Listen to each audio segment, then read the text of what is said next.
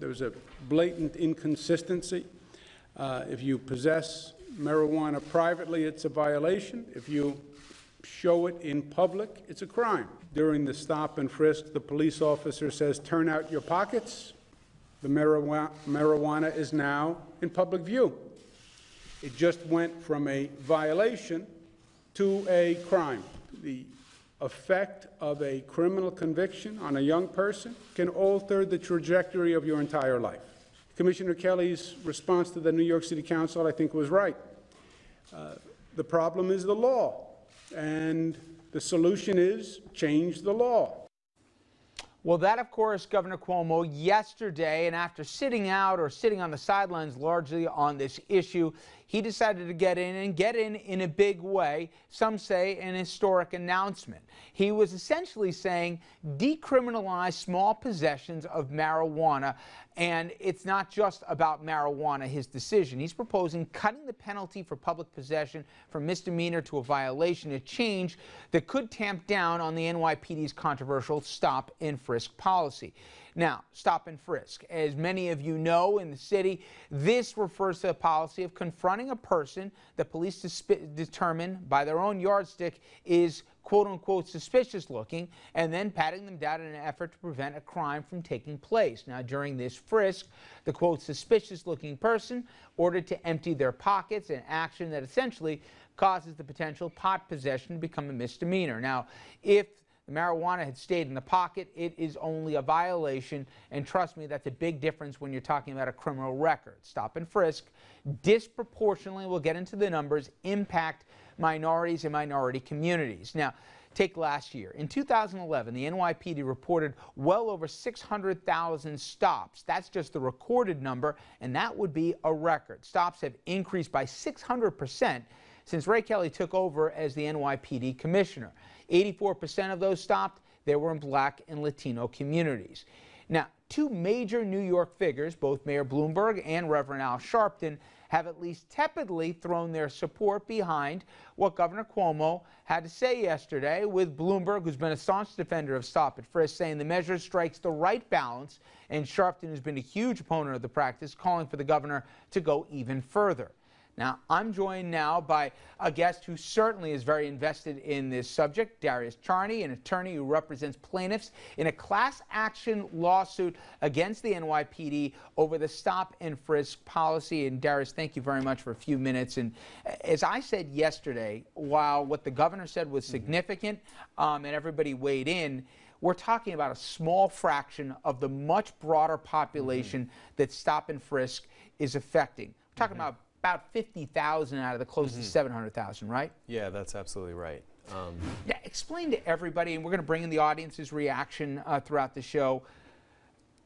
We're going to talk about things like furtive movements and stuff that, you know, hopefully by the end of the hour, people say, wait a minute, what's going on here? But put a human face on this, and we'll introduce the audience to some people directly that this is impacted, but you're representing more than a few plaintiffs, and a lot of people are invested in this case. Why are so many people so concerned about a policy that has affected literally millions of people here if we go back just a few years? Well, I think you hit the nail on the head. I mean, this practice that the police department has been engaging in now for more than a decade is really impacting hundreds of thousands of New Yorkers every year. And in certain communities, this is happening to people multiple times a week. You know, there are kids who are going home from school and, you know, 3-4 times a week are being stopped by the police, asked to empty their pockets, asked where they're going, patted down, and in some situations having force used upon them. And so this is a practice that is really impacting certain communities very severely. It's causing a lot of fear and distrust of the police, which is really sad when you think about it, because in order for the police to really fight crime successfully, they need to work together with the community. And if the communities you're policing don't trust you, it makes their job a lot harder. Now, when people on the outside look at this and they don't have a law degree like this, says, well, wait a minute, you have a basic right to privacy in America, and walking down a city street doesn't qualify you as a suspect, where you don't have to spread them basically in public view in front of your family, friends, and everyone else. How is this legal? This has been addressed a few times, and basically the NYPD was given the benefit of the doubt by the courts to say just basically clean up your act here a little bit and use better judgment. It didn't work out too well. That's absolutely right. You know, there was a lawsuit that my organization was involved with about a decade ago that there was a settlement that was entered into with the police department in 2003. And under that settlement, the police department promised to do certain things. Essentially, they said, trust us, we'll fix the problem. And it was left up to them. There really wasn't any mechanism for enforcing, you know, what they were supposed to do or to check to make sure they did what they said they were going to do. And lo and behold, you know, 5, 6 years later, as we look at the practice, you know, it exploded. Basically, it increased, as the statistics showed, about 600%. And the racial disparities have persisted. They're severe. And the other piece of it is that the police department, you know, says that what they're trying to do here is get guns off the street, which is, I think everyone would agree, is a laudable goal. Yep. But, you know, 99% of these stops, they don't find any weapons, you know. And so the question is, why do you need to stop 600,000-700,000 people if all you have to show for that is 800 guns? You know, 800 guns is a big number, but it shouldn't take you 700,000 people to get that many guns. So we've been talking about this issue, and you've been living this issue, and your clients have experienced this issue for years in New York. But there's been a potential major break, and it's really because of the case you brought. You went before federal district court here, and the judge granted you class action status. And while many people say, well, what does that mean? Yeah. Explain the significance of that. And she, in a withering opinion here, took the NYPD to the woodshed and said, among other things here, you're making this up as you're going along here, you're doing profiling pure and simple, and probably the most damning is, she said, and the directives are coming from the top level of the NYPD. She left no gray area as to say, you the police, you laid out your case here, but when it's all said and done, you're not only you're joining in this practice, but you're basically aiding and abetting it and giving it direction. You probably couldn't have written an opinion better yourself.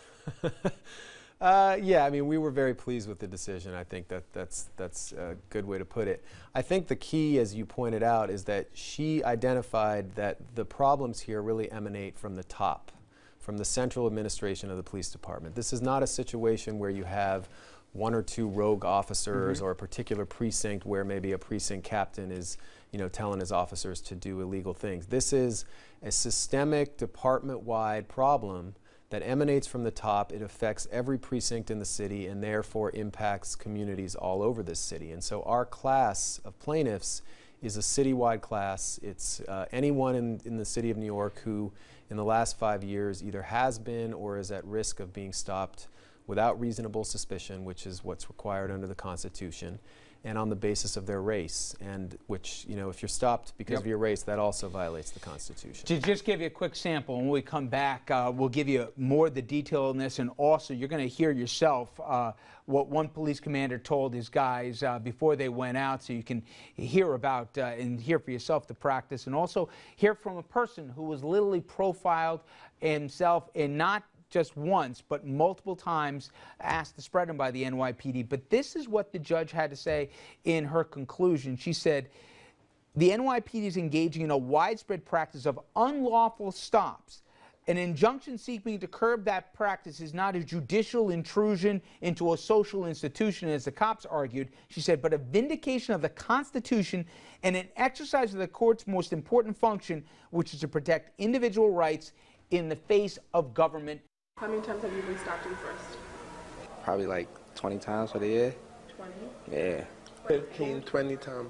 My friends get frisked all the time. So they frisk me, they check my bag, make sure I have anything. They was like, oh, we just stopped you because you look like somebody who robbed or stole around here earlier before. I fit the same profile. They said I looked like someone. He fit the description. I fit the description. I look like a potential gangbanger. The police have a generalization of black men as far as, okay, do-rag, pants sagging, Jordans. That's like 75% of like everybody. He pulled me over and started searching me and all that, and me being the person I am, I felt like it was a problem with it, so I gave him a problem. And long story short, I ended up getting a broke tooth. I came home from doing 13 days on Rikers Island. And when I finally seen the judge the second time, she couldn't figure out what was the reason for them stopping me in the first place. It's getting to a point they're getting used to. Welcome back. That clip, and there's a lot more to it, but just to put a face on who we're talking about, it was put together by Color Lines, an online publication focused on racial justice issues. And the video went on to get to a number here that surprised at least me. In the Brownsville section of Brooklyn, in just the year 2009, 93 out of 100 residents were stopped by the police. I want you to just think about this. And if you're watching me from Westchester, Rockland, Bergen, Fairfield County, Connecticut, think about if 93% of your population was stopped by the cops. Well, joining us to sound off on this issue, Dominic Carter, political journalist and author, Bethany Blankley, political analyst, conservative columnist, Andrew Whitman, our senior political correspondent, and Darius Charney, who we met last segment. Now, we talked before about the breakdown, Darius, about where the case is right now. But there were words that I read in the finding that you can explain to me. Furtive movements and high crime area and suspicious, the most general amorphous terms. Did that meet, up until, I guess, the court's decision, the legal threshold to make anybody put their hands up against the wall? Well, it's interesting you say that, because the U.S. Supreme Court about 10 years ago dealt with this concept of high crime area in a case called Illinois versus Wardlow. And the court said in that case that the mere fact that a person is present in a quote-unquote high crime area of town is not a sufficient basis for a police officer to stop that person and frisk them under the Fourth Amendment. Now, what you have going on here in New York City, or in New York City where I work, is the police department, when they engage in stop and frisk, are using this high crime area concept as a justification for stops in more than 50% of all the stops that they do in a given year. And another interesting thing is that they're using that justification even in low crime areas, roughly the same amount of time as they do in high crime areas. So that really begs the question, are officers really using valid markers of reasonable suspicion when they stop individuals? Yeah. I want to play a clip for everyone. This is, you're about to meet a young man, Nicholas Pert. He's 23, just graduated with an associated degree. He was considering to go into law enforcement as a career as a young guy. But as you'll hear from his story, he's been stopped and frisked 5 times. And I want you to listen what goes through his head. And just imagine for a second, it's your kid. And if in any way that would change your opinion about the practice right now. Again, this is Nicholas Pert. This is part of a longer interview we'll bring you tomorrow at the Kim Lengel file. Take a listen. What do you have on you at this point? What I have on me, I have my wallet, my keys. No ID. Bags? No bags at all. Nothing suspicious? Nothing suspicious. And you get in front of this church, and what happens? Yeah, and I'm stopped.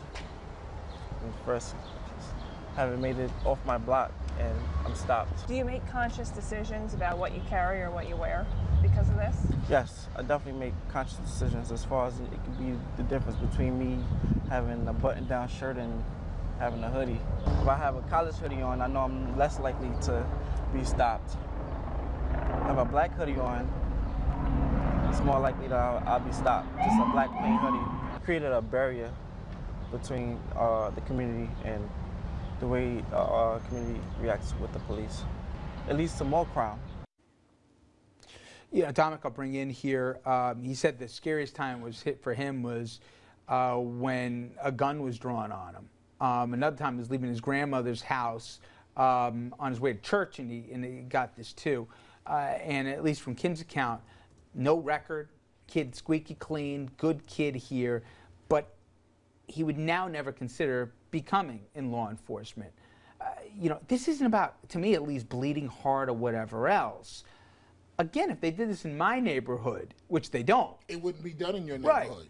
Right. It just wouldn't happen. We'll you talk know about why? Conversations you know have why? with your kids. You know why Yeah. it wouldn't happen in your neighborhood? Well, I live in an affluent community, to be honest with you, but my son, and this is outside of New York City, has been stopped and spread eagle on the floor. And, you know, we can talk politics and we can sugarcoat it and we can say it's effective law enforcement. But again, a kid from an affluent family, and my son has epilepsy. The only thing he was doing was running from one store, jogging, because he had to go to the restroom and they wouldn't let him go to the bathroom to go to another stop. And a state trooper spread eagle on the floor.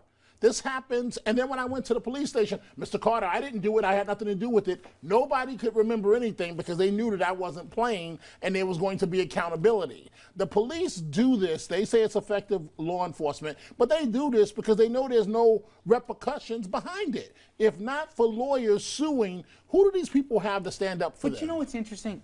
Ray Kelly and Mayor Bloomberg is hardly going to be confused with even Rudy Giuliani. Mayor Bloomberg on social issues has been ahead of the curve on a lot of things, but he's been a staunch defender of this program. He points to the crime rate and he says New York City is a safer place in large part because of broken windows and more specifically stop and frisk.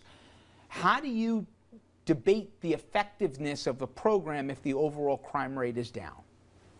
Well, I think, you know, I've heard this argument before, as you can imagine. I didn't make it up. And, you know, my response to it is, you know, we've researched this. I mean, and there's been many people who've researched the crime drop in New York and nationally over the past 2 decades. And it's undeniable that crime, especially violent crime, has gone down across the country in the last 20 years. But there has never been a study that I've ever read, you know, empirical study that has been done that actually links crime reduction to specifically the use of aggressive street stops. There are a lot of studies that look at you know, things like hotspot policing, which I think most people would agree is a good strategy. In other words, you send officers to the areas where crime is the highest, and I don't think anyone would debate that. But to piggyback on that and just say automatically, without any empirical proof, and there isn't any that I know of, that the more stops you do, the more crime goes down, it's an argument that I think needs to really be examined, because there is not a study that I'm aware of that actually links the two. And I want people to take a look at this clip. This was recorded by a New York police officer who didn't agree with this and the quota system, that there's been a lot of debate, and even the judge said that she saw countervailing evidence within there, but she believes that there was an existence of it, but she didn't debate people who testified, for full disclosure, saying that they never practiced in it or ordered to practice in it. But he recorded what you're about to hear now out of the 41st precinct after he went to the police union, he claimed, and they were of no help at all here because he said the numbers were being, in effect, manufactured for the stops. But take a listen yourself here. This, again, a recording inside the 41st precinct, and this, what his commanding officer were giving directives to he and his fellow officers to go out that night. Take a listen. I want 250 to see something. I want a ghost town. I want to be able to echo from one end of the street to the other. You understand? That's what I want in a perfect world. So that's your mission. Guys need college, need activity, there you go. You gotta get you moved.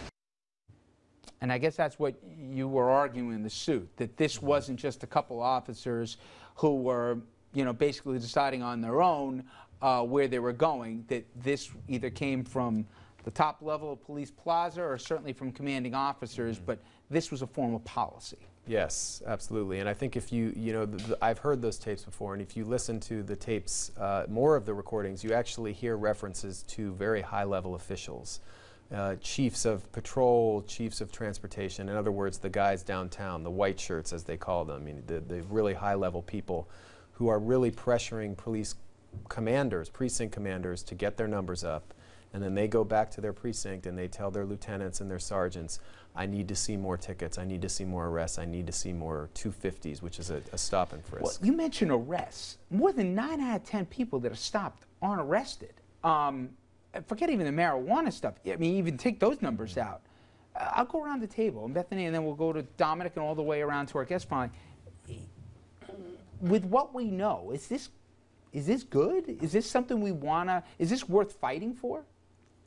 Well, I actually support stop and frisk, and I think that it's important if it's lawful and if there is reasonable suspicion. As a single female living in New York, I was actually a victim of a crime several years ago. My sister's been mugged 3 times in broad daylight, and one of my best friends was held at gunpoint. So I am all in favor of what it takes for law enforcement to do their jobs. And I have to go through the airport security every single time. I worked in Congress, I worked for a former governor, I've worked as a civil servant for over 12 years.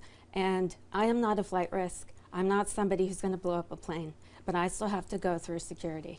And it's, to me, it's not. Does it bother you, though, that they're not doing this on Park Ave, okay? In Bed-Stuy maybe, but they're not doing this in other places, and they're predominantly doing it to people that don't look like you or me.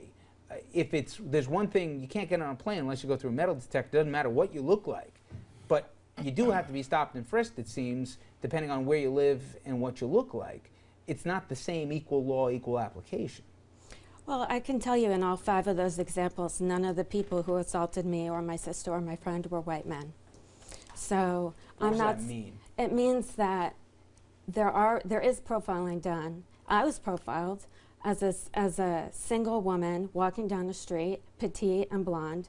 As my friend or my sister, they were profiled.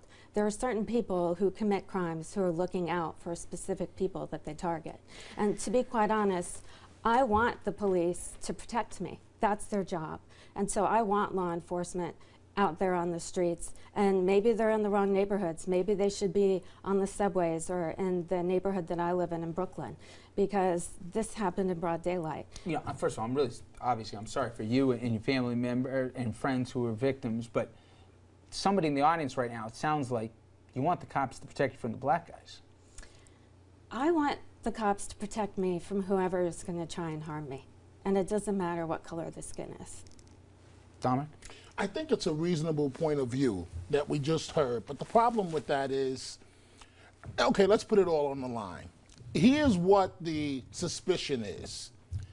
It's the black people committing the crimes. So if we stop all of them and lock them all up, there won't be any more crime. I just put it on the table. That's the bottom line. We can sugarcoat this all we want to, but add in some Latinos, some sprinkles of Latinos, and people feel that it's those groups that are committing the crimes.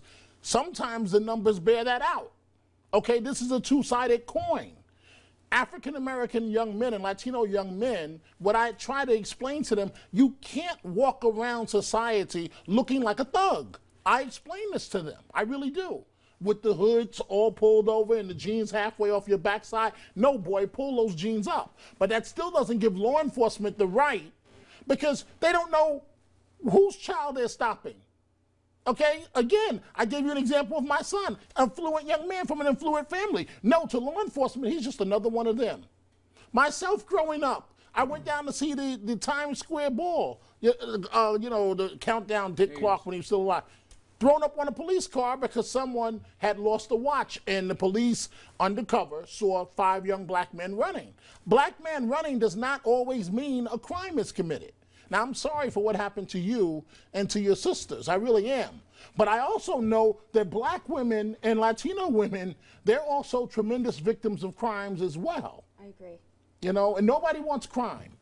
Andrew? It's easy to look at this from the viewpoint of somebody who says, I need to be protected, so let's profile the people who might otherwise seek to do me harm. The way we have to look at this is from the people who are being profiled. How would you feel if it was you who were being stopped because somebody close to your description maybe did something that sort of kind of fit a description that we need to profile out? That's my first point. The second point is, I understand the need for the greater call for safety. We all want a safer society. But we have to be careful about what kind of society we're left with if the methods that we use to try to get that safety wind up depriving people of their rights and putting them in an unfortunate position. 2 wrongs here do not make a right.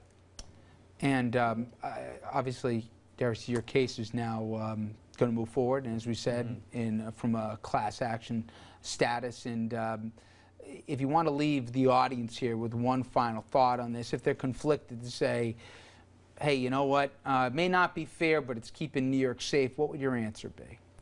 Well, I think my answer would be you can have both safety and fundamental constitutional rights at the same time. You know, our case is not about ending stop and frisk completely. What our case is about is making sure that the police do it legally, that they do it constitutionally, and that they do it fairly. And if we think if they do all those things, it will be more effective. In other words, they'll end up stopping the bad guys, and they'll end up finding criminals. Because right now, as you mentioned earlier, 9 out of 10 people that are stopped every year did nothing wrong. If you're just walking by, I don't believe they should stop you. I mean, it's not right. To me, it's really not right. We have freedom in the U.S., and I think it's bad. They should have a reason to stop you and pat you down. I think that it's not fair. It's kind of racist because you can't just do that to random people. Because kind of stereotyping, and it's rude.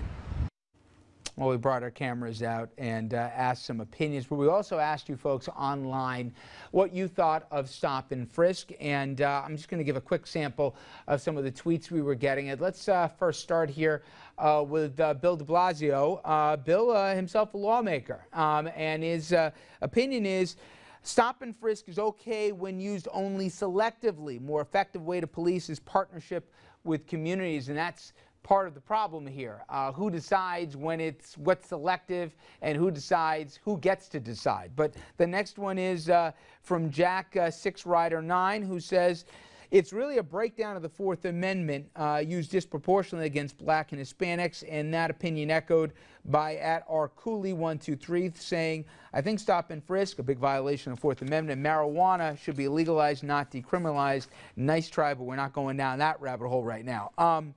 To that end, I just had a basic question, and this is, leaving aside the Fourth Amendment, just even though I think it's the elephant in the room, what's the consequence for the communities? Because I keep thinking of that kid that we're going to give the larger interview. He actually wanted to be a cop, and now he looks at the police as the enemy or part of the problem, and not someone to go to or something to aspire to be. Have we created communities where it's us and them? And I got to figure, how the heck are they going to help in an investigation? That's where all this, I guess, some of the snitch comments and all the rest come from. Not that I'm agreeing with it, but you're kind of starting to make a little bit of sense when you put this all together. Do you hear that too?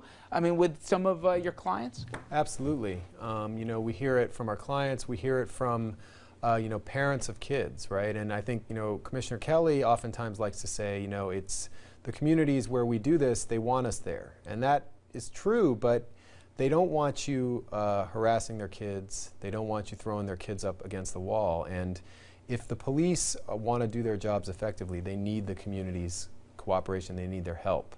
They need their trust. And this is really causing a lot of mistrust and fear, and I think it's making the police's job harder. Richard, let me ask you a quick question. I know we're short on time. Have you or anyone here ever seen the police throw 3 white teenagers or 3 white men up on a wall and frisk them? Has anyone ever seen that in their entire life? Because I haven't. So I'm asking you, have you seen it? I've seen it, but not out of the blue. There was another investigation going on. I mean, it wasn't a stop and frisk case, but Hey, Darius, we'll continue to follow your case. Thank you so much for coming in.